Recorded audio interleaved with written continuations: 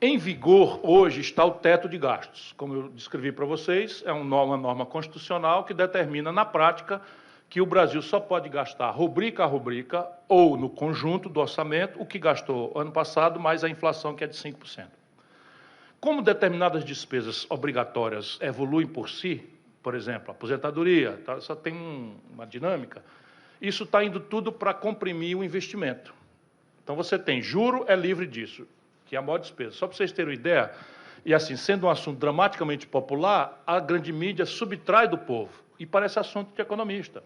Então, sabe o que é? É assim, 1% da Selic, que é a taxa de juros básica que o Banco Central brasileiro cobra, 1% custa 60 bilhões de reais aos cofres do Tesouro Nacional, de onde sai 1 centavo ou 1 bilhão para a segurança. Então, neste momento, o Brasil está absolutamente proibido de expandir qualquer despesa, e nenhuma, qualquer e todas, simples assim. Então, saiu o Bolsonaro, entrou o Lula, e o Lula não propôs. Agora tem o arcabouço fiscal. O arcabouço fiscal pretende revogar esta aberração que é o teto de gastos. Portanto, tem a minha simpatia, nós estamos trabalhando para ajudar. Mas o arcabouço fiscal é rendido à mesma premissa. Deixa eu tentar explicar para vocês. Qualquer pessoa sabe que orçamento, seja ele doméstico, seja ele empresarial, seja ele de um país ou de uma nação ou de uma coisa, deve buscar o equilíbrio. Você não pode trabalhar gastando mais do que ganha. Embora para o setor público isso seja calculado de forma diferente, vale o valor do equilíbrio. Então, a busca pelo equilíbrio é o valor retórico que eles advogam, para todos nós ficarmos a favor disso daí. No Brasil é mentira. Por quê? Porque nos Estados Unidos não tem na literatura, certo? O teto de gastos, nem na literatura, nem na vida real de nenhum país do mundo. Então, o que não for jabuticaba e só tiver no Brasil, desconfie que é alguma aberração. Pois bem, essa daí é uma atrás dela. Mas e o equilíbrio? Ora, os americanos têm uma lei anual, portanto, não é norma constitucional, é lei ordinária. A diferença prática é que uma maioria conjuntural resolve o problema e não engessa a nação por 20 anos. Nascem 2 milhões de bebês em números redondos no Brasil por ano. Como é que eu posso dizer que por 20 anos a atenção materna e infantil não vai expandir? Estou falando de 40 milhões de bebês que vão nascer na circunstância desse teto de gasto. É uma coisa absolutamente famigerada, que foi aprovada por mais de 3/5 do Congresso Nacional, votado por nós. Eu estava falando isso, vocês pensam que é teoria. Como é que pode nós votarmos e eles lá fazerem 3/5 a favor de uma norma que acaba conosco? Impunemente, porque todos se reelegeram. Por quê? Porque o que sobra de investimento no Brasil, professor, esse ano, 24 bilhões de reais. De 1 trilhão e 800 bi, sobrou 24 bilhões de reais. O Bolsonaro, quer dizer, o Lula, entregou 19 bilhões para o Centrão. Porque o Bolsonaro tinha entregue 24 no ano passado.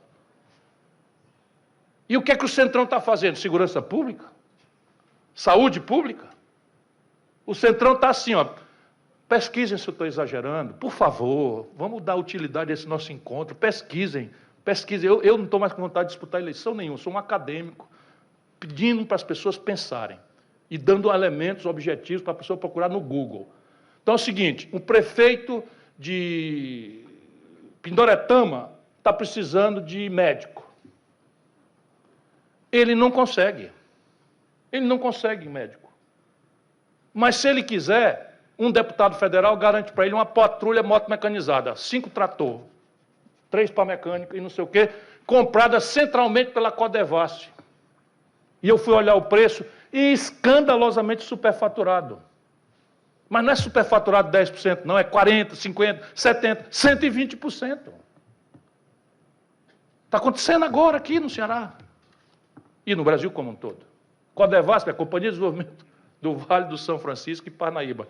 Eu peguei uma emenda da Codevasf financiando essa mesma arrumação no Amapá, que, como vocês sabem, fica na beira do Rio São Francisco.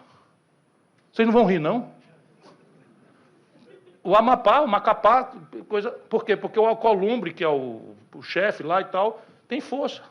E olha aqui, o que faz o Alcolumbre se não fizer igual aos outros vão com o mau mandato dele. Isso está igual. Isso vai apodrecer a República. Isso não permite nenhuma equidade na disputa eleitoral.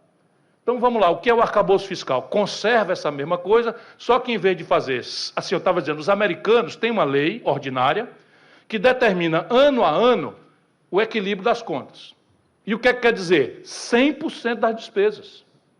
Porque todo juro que eu pagar, que sai do mesmo bolso, e que não abater principal, é gasto corrente.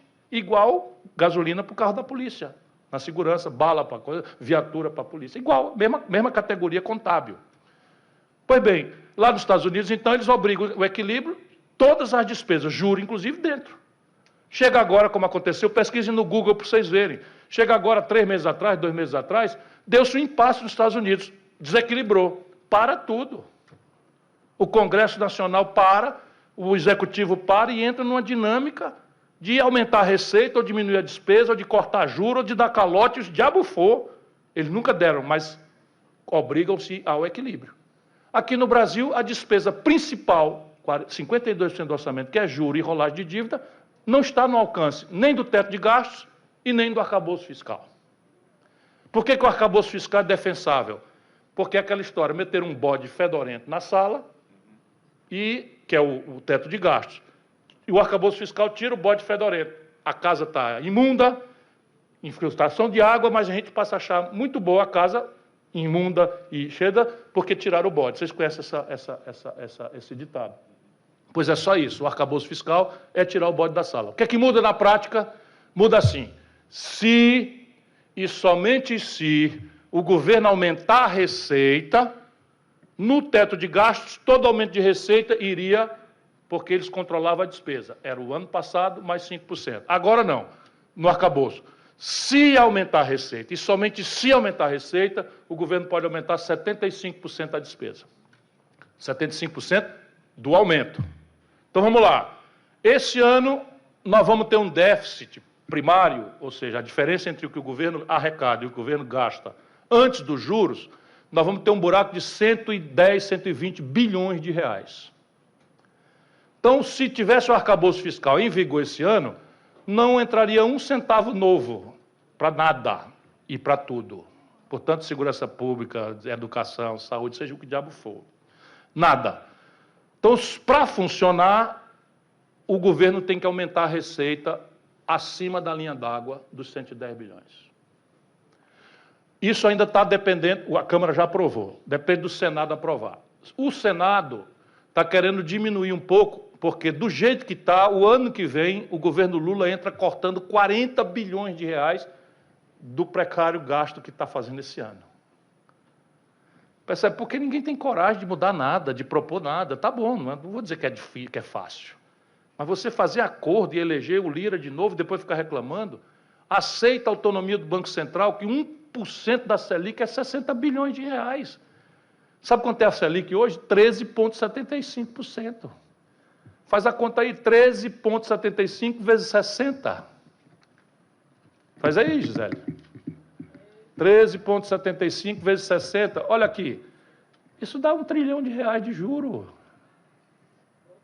1 trilhão de reais de juro.